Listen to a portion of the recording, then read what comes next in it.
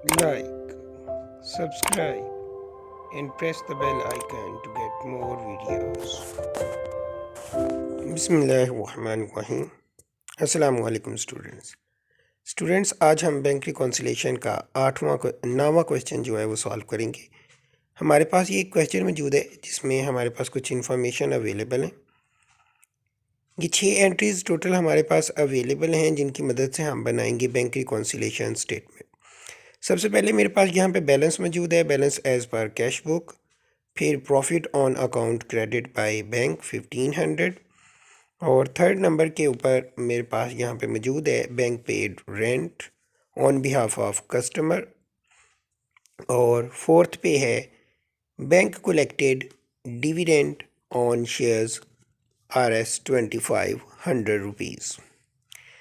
उसके बाद हमारे पास यहाँ पे मौजूद है cheques paid into bank but not collected by the bank 4000 rupees. और आखिरी एंट्री हमारे पास मौजूद है cheque issued but not presented to the bank for payment 3000 rupees. तो ये टोटल 6 एंट्रीज मौजूद हैं जिनकी मदद से हम एक बैंक रिकॉन्सिलेशन स्टेटमेंट बनाएंगे जिसके अंदर हम ये तमाम एंट्रीज़ को लिखेंगे। तो चलें जी, ये मेरे पास एक प्रोफार्मा मौजूद है बैंक रिकॉन्सिलेशन स्टेटमेंट का। तो क्वेश्चन को स्टार्ट करते हैं। आपको पता है सबसे पहले हम क्वेश्चन में बैलेंस से क्वेश्चन को स्टार्ट करते हैं। तो बैलेंस हमारे पास यहाँ पे दिया हुआ था कैश बुक का। तो कैश बुक का बैलेंस जो है वो डेबिट होता है। तो सबसे पहले हम कैश बुक का बैलेंस लिखेंगे। 30,000 कैश बुक का बैलेंस है और क्योंकि ये सिंपल बैलेंस है तो इसलिए हम इसको डेबिट के तौर पर यहाँ पे शो कर देंगे, कैश बुक का बैलेंस डेबिट। सेकेंड एंट्री में उसने बोला हुआ है profit on account credit by bank 1500। Bank ने ये प्रॉफिट जो है वो कलेक्ट करके हमारे अकाउंट के अंदर क्रेडिट कर दिया। तो हम इसे यहाँ पे हमारा बैलेंस बढ़ेगा। तो जब हमारा बैलेंस इंक्रीज़ होगा तो हम उसे डेबिट कर देंगे, लिखेंगे add profit credited by bank. जो बैंक ने हमारे अकाउंट में प्रॉफिट क्रेडिट किया है उसे हम यहाँ पे लिखेंगे और अपने बैलेंस के अंदर डेबिट कर देंगे क्योंकि दोनों बैलेंस डेबिट आ गए हैं। 30,000 पहले से डेबिट मौजूद था और ये जो प्रॉफिट क्रेडिट किया है बैंक ने वो भी हम बैंक रिकॉन्सिलेशन में डेबिट के तौर पर लिखते हैं। तो 1500 मज़ीद डेबिट आने से हमारे पास टोटल बैलेंस आ जाएगा इन दोनों डेबिट अमाउंट्स को ऐड करने के बाद, जिसे मैं यहाँ पे बैलेंस के तौर पे लिख देता हूँ 31,500 डेबिट बैलेंस। क्योंकि ये जो बैलेंस था वो भी डेबिट था और ये जो एंट्री हमारे पास आई है दूसरी प्रॉफिट किया है बैंक ने क्रेडिट, तो उसे भी हम डेबिट करके दोनों को इकट्ठा 31,500 डेबिट बैलेंस के तौर पर शो कर देंगे। यूँ हमने 2 एंट्रीज यहाँ पे लिख ली हैं। तो तीसरी एंट्री हमारे पास जो मौजूद थी, ये हमारे पास मौजूद है बैंक ने रेंट पे किया है।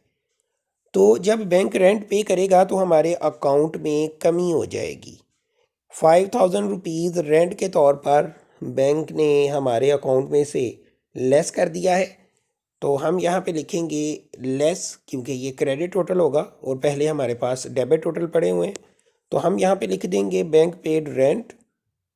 अमाउंट उसने बताई हुई थी 5,000 और इस 5,000 को हम इस बैंक रिकॉन्सिलेशन स्टेटमेंट में क्रेडिट के तौर पर लिख देंगे क्योंकि ये डिडक्शन है हमारे अकाउंट में से। तो चलिए अब हम इसको दोबारा से नेट करते हैं। तो जब हम नेट करेंगे तो पहले हमारे पास 31,500 डेबिट बैलेंस था और ये जो रेंट बैंक ने पे किया तो ये क्रेडिट 5,000 आ गया। तो अब इन दोनों को जब हम नेट करेंगे तो हमारे पास जो बैलेंस है वो आएगा 26,500 और बड़ी वैल्यू क्योंकि डेबिट की है तो इस बैलेंस के साथ भी हम यहाँ पे डेबिट का साइन देंगे। ये माइनस करेंगे 31,500 में से 5,000 और जो रिमेनिंग बैलेंस है 26,500 बड़ी वैल्यू का साइन देके आफ्टर 3 ट्रांजैक्शंस हमारे पास ये बैलेंस आ गया बैंक रिकॉन्सिलेशन स्टेटमेंट का।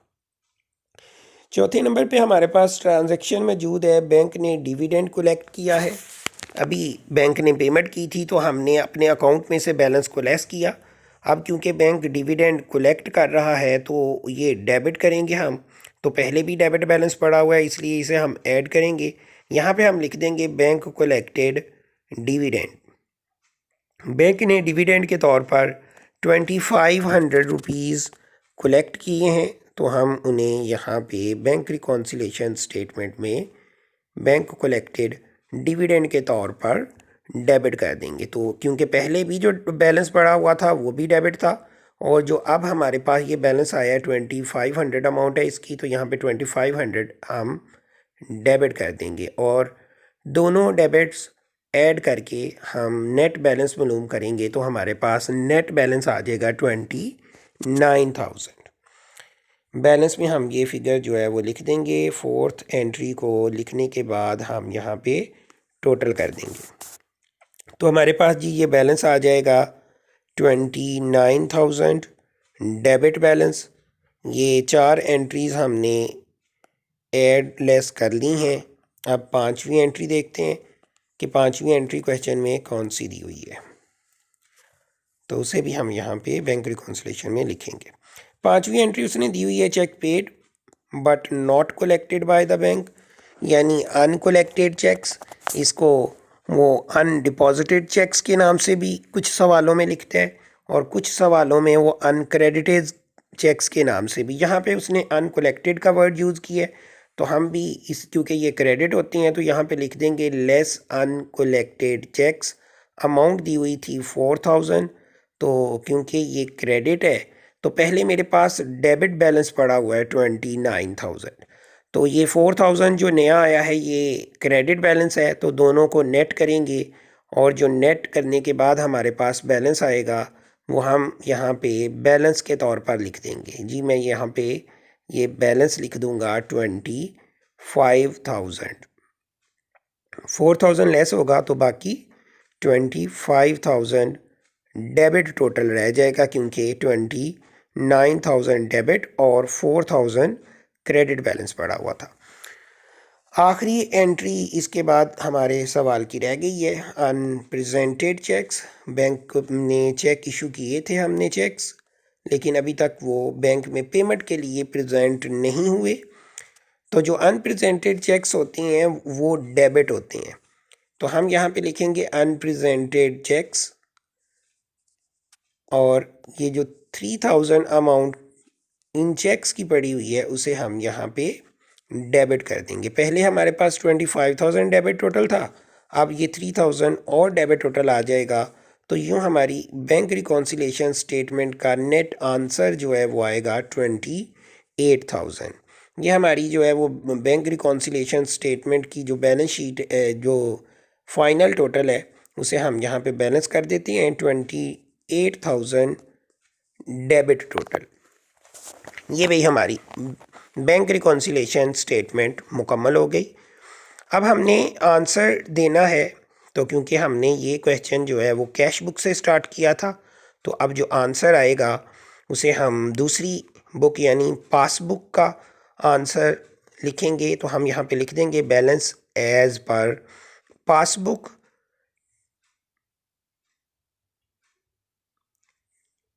28,000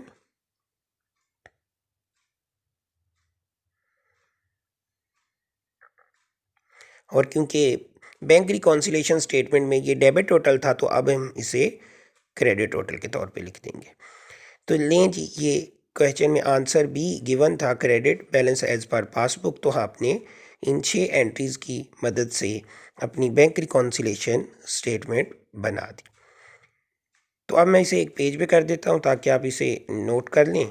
मज़ीद अगर आप ऐसे ही वीडियोज़ चाहते हैं तो मेरे इस चैनल को जो है वो सब्सक्राइब करें, अपने दोस्तों के साथ शेयर करें ताकि और भी जितने स्टूडेंट्स हैं वो इन लेक्चर से मुस्तफ़ीद हो सकें। इंशाअल्लाह ताला अगले लेक्चर्स के अंदर इसी तरह के मज़ीद क्वेश्चंस मैं लेकर आऊँगा।